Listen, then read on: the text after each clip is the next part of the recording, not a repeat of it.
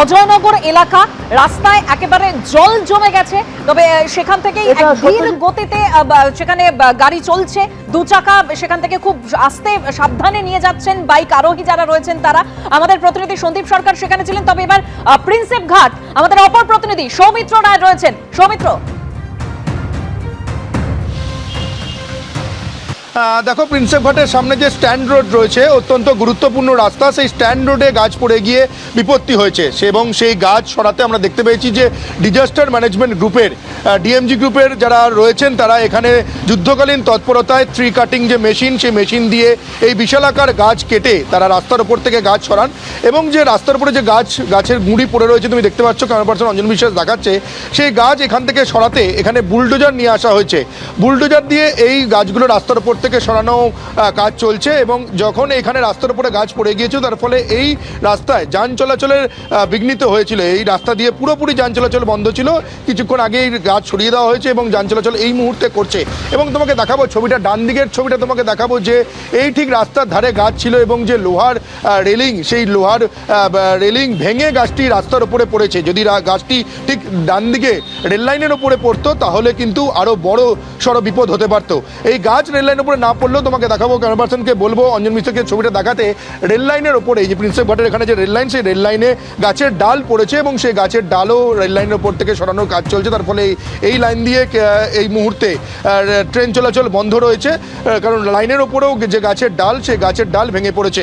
ফলে এটা অত্যন্ত গুরুত্বপূর্ণ রাস্তা, প্রিন্সেপ ঘাট থেকে টুয়ার্ডস বাবুঘাটের দিকে যাওয়ার রাস্তায় এই বিশালাকার গাছ পড়ে বিপত্তি তৈরি হয়েছিল এবং এই গাছ সরানোর জন্য এখানে বুলডোজার নিয়ে আসা হয়েছে। এবং শুধুমাত্র এই প্রিন্সেপ ঘাট না, আমাদের এখানে যে আশেপাশে যে ময়দান চত্বরে এবং ইডেন গার্ডেন্সের সামনেও গাছ পড়ে বিপত্তি তৈরি হয়েছে এবং যে যান চলাচল, সেই যান চলাচল সাময়িক বিঘ্নিত হয়েছিল।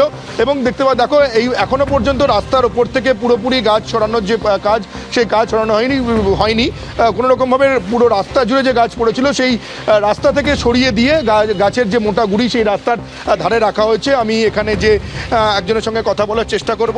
এখানে তো কোথায় কোথায় গাছ পড়েছে, এইদিকে কোথায় পড়েছে এবার আমরা গিয়ে দেখছি। সব জায়গায় যেখানে যেখানে হচ্ছে আমাদের সাইড করতে বলে সব রাস্তা ক্লিয়ার করতে হবে, মানুষের যাতে অসুবিধা না হয় সেটাই চেষ্টা করছি আমরা। এবং এই গাছ সরাতে বুলডোজার আনা হলো, কারণটা কি?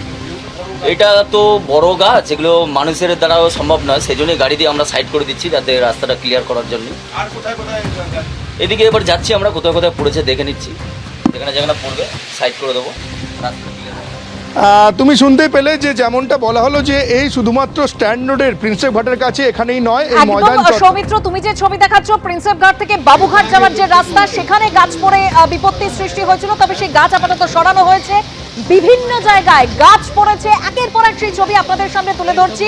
এখনো পর্যন্ত কলকাতা পুরসভা সূত্রে যা খবর, ঝড়ে কলকাতায় 25 জায়গায় গাছ ভেঙে পড়েছে। আমি এই বিষয়ে একটু আপডেটটা জানবো। আমাদের প্রতিনিধি অনির্বাণ বিশ্বাস রয়েছেন টেলিফোনে। অনির্বাণ,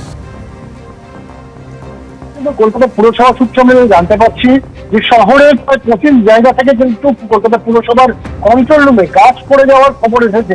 এর মধ্যে গুরুত্বপূর্ণ রাস্তা হিসেবে রাসবিহারী অ্যাভিনিউ রয়েছে, আলিগঞ্জ রোড রয়েছে, আমেরিকান সেন্টারের সামনে গাছ পড়ে যাওয়ার খবর এসে পৌঁছেছে। এবং কলকাতা পুরসভা জানাচ্ছে যে এখনো পর্যন্ত তারা 25 থেকে 26টি গাছ পড়ে যাওয়ার খবর এখন পর্যন্ত নথিবদ্ধ করতে পেরেছে। এবং প্রত্যেক জায়গাতেই তাদের যে গ্যাংম্যান আছে, সেই গ্যাংম্যানকে কিন্তু পাঠানো হচ্ছে যাতে দ্রুত সেই সমস্ত গাছ কেটে সেই সমস্ত রাস্তাগুলোকে অবিলম্বে ফাঁকা করে দেওয়া যায়। একই সঙ্গে তোমাকে জানিয়ে রাখবো যে কলকাতা পুলিশের যে ডিএমজি রয়েছে তাদেরও একটা টিম কিন্তু রাস্তায় নামছে, কারণ তারাও কিন্তু চাইছেন যত দ্রুত সম্ভব এই রাস্তা, সেই রাস্তাকে পরিষ্কার করে নেওয়া যায়। পুরসভা সূত্রে বলা হচ্ছে যে এখনো পর্যন্ত যে তথ্য এসে পৌঁছেছে তার কারণ প্রতিনিয়ত কিন্তু কলকাতা পুলিশের কলকাতা পুরসভার যে কন্ট্রোল রুম, সেই কন্ট্রোল রুমে ফোন বেঁধে চলেছে এবং এক একটি ফোন রিসিভ করলেই সেখান থেকে কিন্তু গাছ পড়ে যাওয়ার খবর আছে। কিন্তু এখনো পর্যন্ত যে খবর 25 থেকে 26টি জায়গায় গাছ পড়েছে, যার মধ্যে বিভিন্ন জায়গা থেকে, যেরকম তুমিও বলছিলে, গাছ পড়ে আসার খবর আসছে। ইতিমধ্যে কলকাতা পুরসভা থেকে যা খবর, 25 জায়গায় গাছ ভেঙে পড়েছে। এবিপি আনন্দ এগিয়ে থাকে, এগিয়ে রাখে।